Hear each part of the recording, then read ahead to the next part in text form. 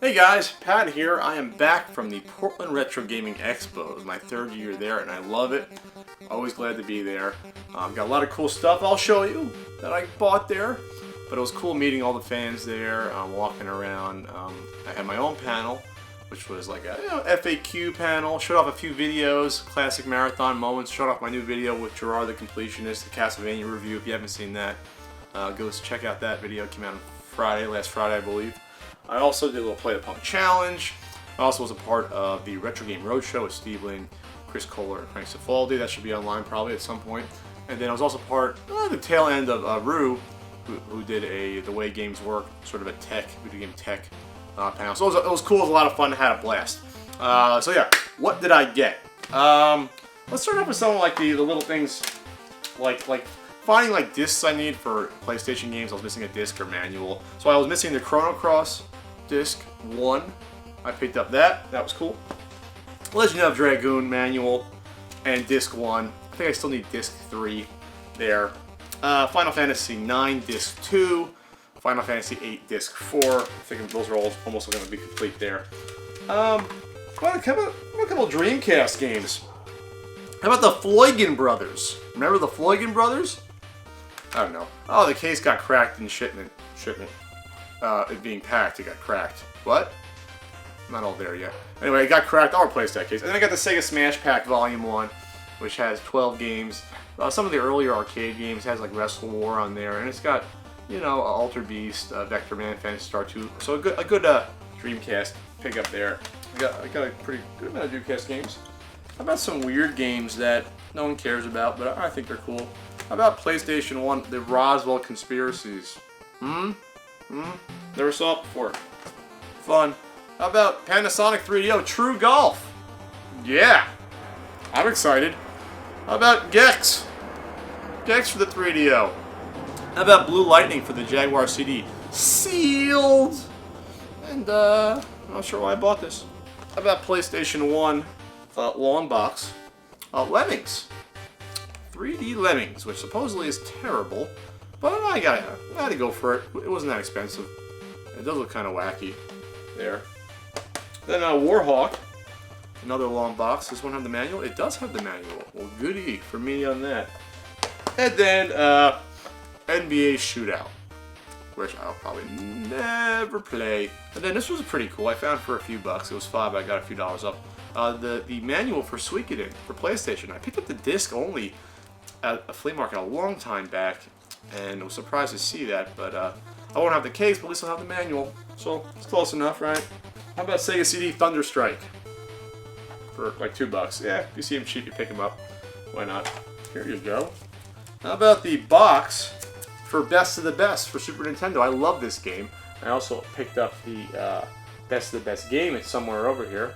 I have to put with the box, and then I have it loose anyway. But this is one of my favorite games as a kid. I remember renting it and loving it. I could never find it for years. And then I also got a couple of inserts, for the boxes for Sega Master System. I got Dick Tracy, and then I got Golden Axe. So I don't have these games, but now I figure I can buy them loose, and I will have these. And you can just get a Genesis box with the same as Master System, and then so I'll find a spare Genesis box, and I'll put these in there, and I'll be good to go. More on the Master System later. That'll be the finale.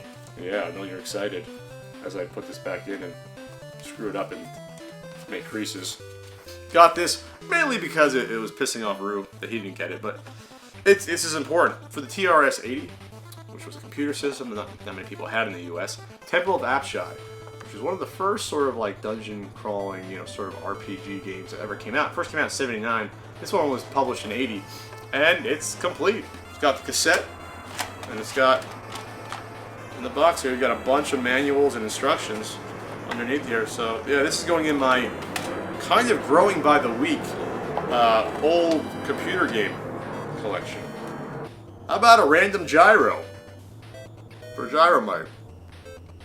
Could always use another turbo tap, right? My buddy Steve Lynn, who's a really good guy, was part of the Retro Game Roadshow panel with me, and yeah, he let me have this turbo tap for cheap.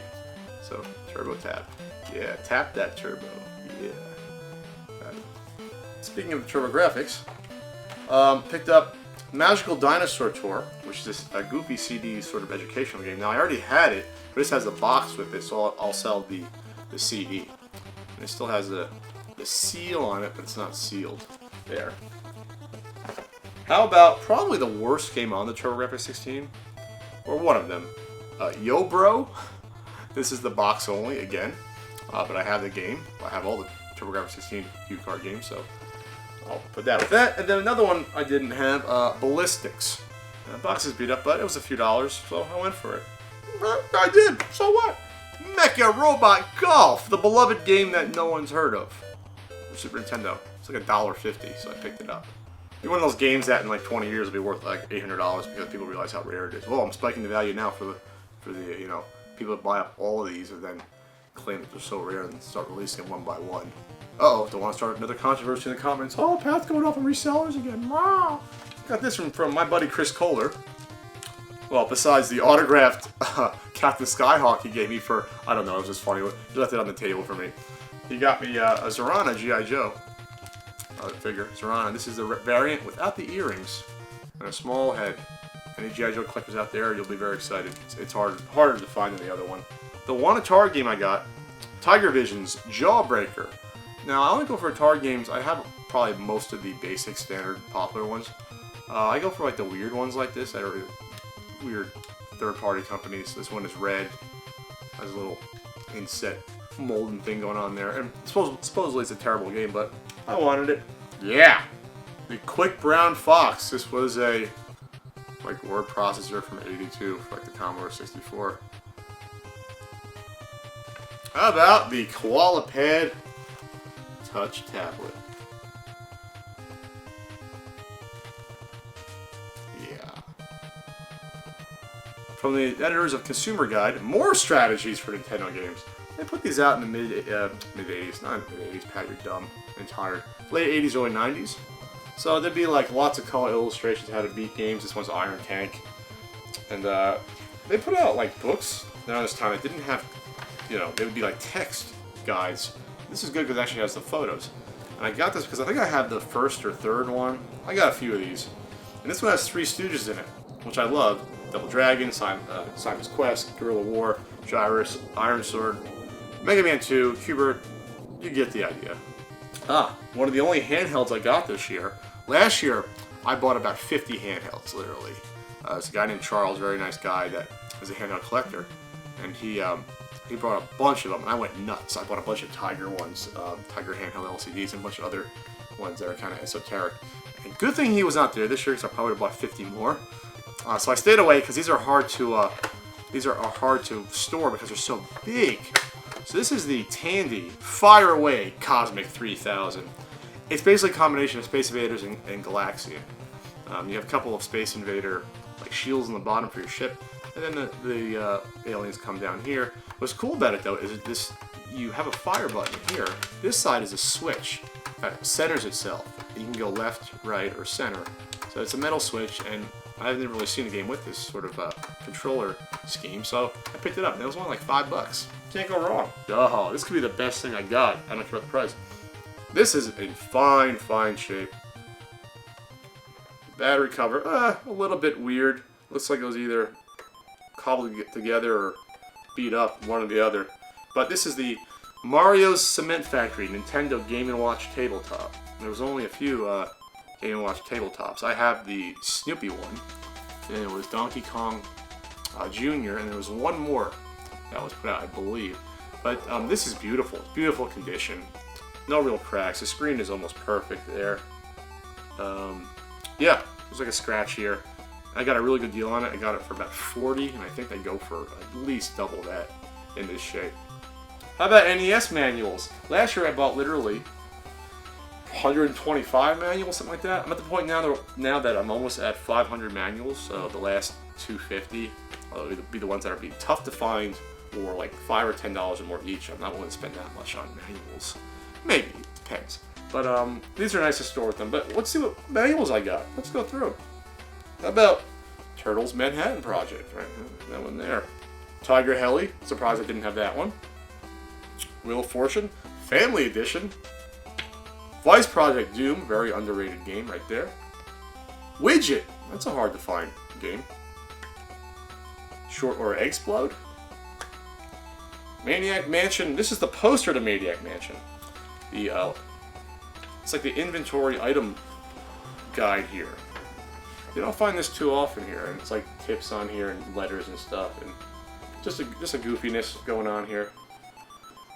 And again, like some of these manuals, like the Short Order Explode one, you'd think I would have this. I do, because if I have the game complete, the manual's in there, but I like to have the manual with the loose cart in the sleeve so I can pull it out and access it when I play. So honestly, I might have more than 500 manuals, but for the ones with the actual game outside of the box, it's probably less than that. Someone's calling me. Why are you interrupting my video? Here we go with Alien 3 manual. It's a pretty good game. Adventures of Lolo 3. That one's hard to find. Puznik, uncommon game. Arkista's Ring. I'll go faster. Mega Man 4. Now you see the 5 and 6 manual. Conflict by Vic Tokai. Kicks. That's a hard to find NES game right there. Probably a harder to find manual. How about La Empereur, a Koei strategy game with Napoleon? And I'm not sure who this was marketed towards. But I gotta love those weird Koei games. It's beat up, and so is the poster. And oh my god, I'll have to answer the phone. Where was I after that interrupting phone call? I don't know! But let's see, more manuals. Top Gun Second Mission. I have an extra box laying around, so I'm gonna throw that in there. Crash Test Dummies, hard to find. Lethal Weapon, uncommon. Werewolf. Legacy of the Wizard. Low G Man. Which, wow, it's all taped up, it's damaged. Rescue the Embassy Mission. Spider-Man Sinister 6. Wheel of Fortune Family Edition. Is that another one? What? POW. The Card Warriors 3. Daydreamin' Davy. RBI Baseball 2. And then, attention, like, little catalog. That probably came with one of the games. Really cute.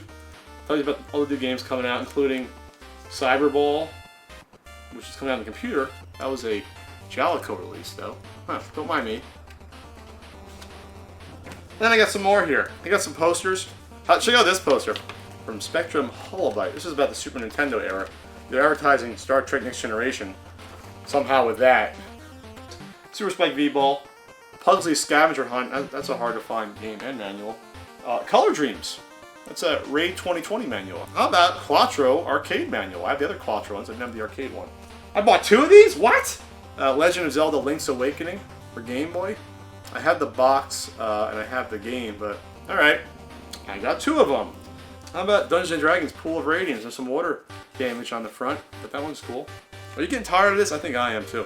Kiko Cubicle, love that game. There's the manual. Pinball Quest. Commando. Pokemon Silver for Game Boy. Yay! Bottle Buffet. Not gonna find that one very often, will you? Rampart? Yeah, I love Rampart. I beat Pro Jared and Rue at that in the arcade. Haha, 3-player. Fox's Peter Pan and the Pirates. Deadly Towers. Hollywood Squares. Carnov. Thunderbirds. And a beat up, but I did not have it, but I have the other 3. Dragon Warrior 4. Right there. And last but not least, Sega Master System. Now, I showed you a couple of the inserts for the cases there, or outserts. Outserts? Anyway, so I've always wondered whether or not I should go for a complete, or at least not complete, but at least all the carts and cases for the US Sega Master System set, which is about 114 games. And I'm helping myself out with this cause. I got Paperboy, excellent version, and this one is complete, the manual. I got Enduro Racer. That has the manual? It has the manual.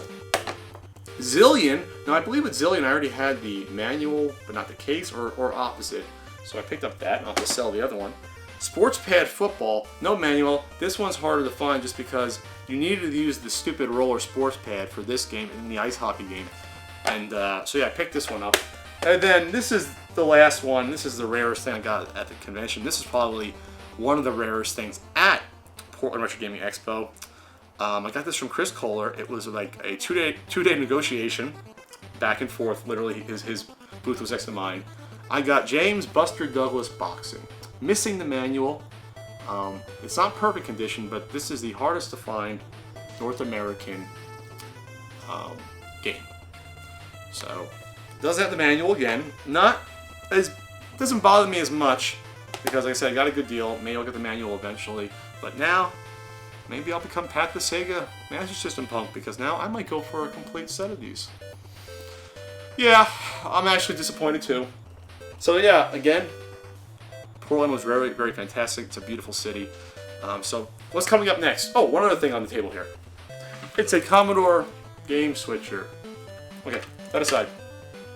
The NES Marathon is coming up October 19th, Saturday. We're still taking sponsors and donations at nesmarathon.com.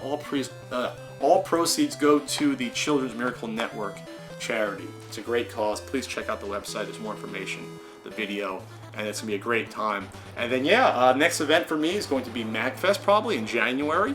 But I'll be working on a new Ask Frank will be out soon. More classic third annual NES Marathon moments. So if you haven't seen the marathon, check out some of these moments to see some of the fun that's gone on in past years. And then I'll probably do a new NES Punk episode, maybe later this month. It'll probably be too hard to get it out before the marathon, like it always is.